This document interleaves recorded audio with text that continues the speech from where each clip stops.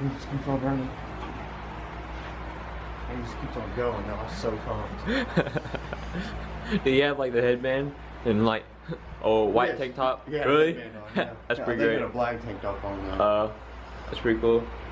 Alright, what's up guys? So it's your boy Dank back again with another video. And like I said in one of the previous videos, I'm going to talk about skill training today with both weights and calisthenics. Alright, so first thing you need to know about is what is skill training. So skill training is whenever you're training specifically to reach a movement or exercise. So for example, in calisthenics, one skill would be the muscle up. Alright, so skill training, you're doing exercises and progressions to get towards the muscle up, okay? So if you didn't see my previous muscle up tutorial video, go check it out. I explained some stuff you can do for skill training in that video. But it also applies to weights as well. So if you're trying to get a good bench press, right, you're going to be wanting to do exercises that translate into giving you a big bench. So you'll be doing things like floor presses, doing bench press with the bands, you'll be doing pause reps. You take the block on your chest and you just go halfway. All those things are specific towards the bench press to help you improve on that and progress that and get better at that. Here's a few tips to get the most out of your skill training so you progress the fastest and in the best way possible. So one of the most important things is consistency, okay? You want to keep at your skill training, you want to keep on progressing, okay? You really want a lot of frequency in your training. So a lot of times throughout the week, not too many because then you'll be overtraining, your body will be fatigued.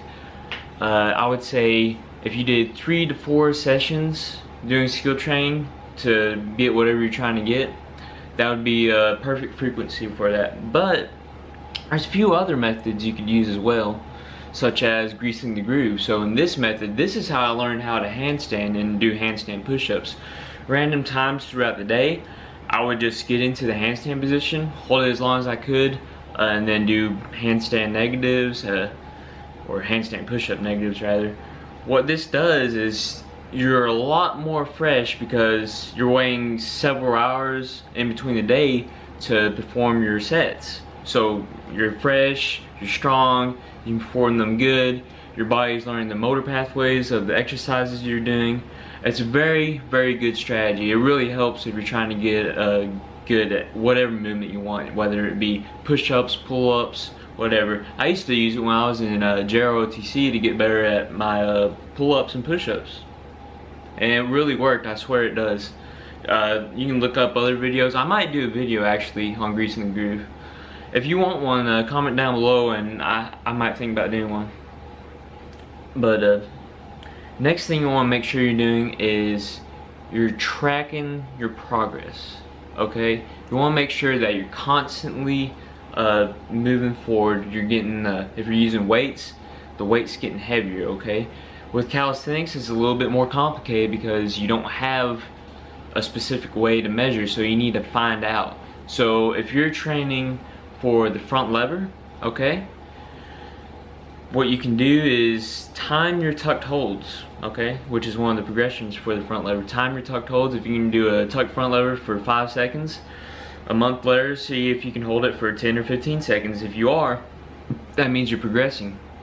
And then keep on moving into harder variations like the straddle lever. Just keep on progressing, dude. That's what you need to do.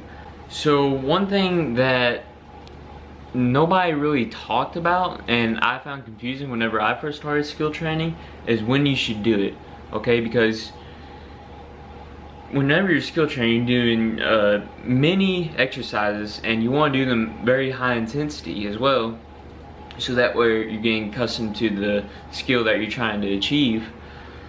I never knew whether I should do it like before I go into my workout for the day or if I should do it after. What I've been doing it after, but it's not a good idea. It's not very efficient because you're already fatigued from your workout. Alright, so a couple methods you can use is one, do a opposing muscle group. So if you're training legs, you can train the front lever or you can train the planche, whatever, you can do that. You can just hit your legs and afterwards go into your skill training and you're finished for the day. And then the next day, say you're doing back, do something different, like train for pistol squats or something. Okay, you can do that, alternating muscle groups. Another thing you can do is do the skill training right before your workout. So take about 20 minutes just to get your sets and your exercises for your skill training out of the way, so that way you're knocking them out when you're fresh, and then you can go into your workout. However, this is a good method, however it will affect your workout because you won't be as fresh because you spent 20 minutes going very high intensity on your skill training when it could have went towards your working sets. But either way, I still recommend this. This is a very good method. And then lastly, you can just do it as a whole separate workout. So maybe you go work out in the mornings. After you finish that, you can do your skill training in the evening, because that time you've given your body quite a bit of time to recover. You're a lot more fresh, and you can just do your skill training from there. Is key to succeeding at your skills the best or the fastest, okay? You want to have focus on your skills, alright? So what I would recommend is for each muscle group, I would pick one exercise or one skill rather to focus on. So maybe for your pulling muscles, which is your lats, you know, your biceps, focus on the one arm chin, okay? And then for your pushing muscles, which is your chest, your shoulders, your triceps, you want to focus on something like the handstand push-up. And you want to progress one at a time. So once you've mastered those, you can move on to a different skill. So then you move on to front lever, then you move on to planche push-ups or just holding the planche. So yeah, you really want to have focus, because if you're trying to train all the skills at once, you're not going to progress fast at all, and you're going to progress very slow, and it's very demotivating. Trust me, I've made this mistake before. So that's pretty much it, guys. I just wanted to share some tips and some knowledge that I have through my experience with you guys. I'm really going to start focusing on my skill training more. I have been already. One arm pull up, very close. Front lever, very close. And then I suffered a wrist injury earlier, probably about 3 weeks ago, so I stopped my planche training. However, I'm going to hop back on that train and get better at the planche. And then I just got some really big goals for 2018. And I've also done some skill training for my bench, which has really helped a lot.